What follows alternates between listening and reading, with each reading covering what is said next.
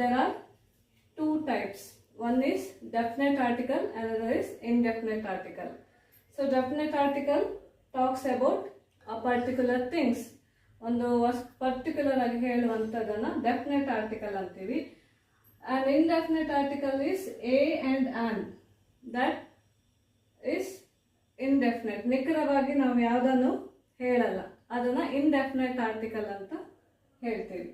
So first we will see indefinite article. Okay. Indefinite article talks about a thing in general.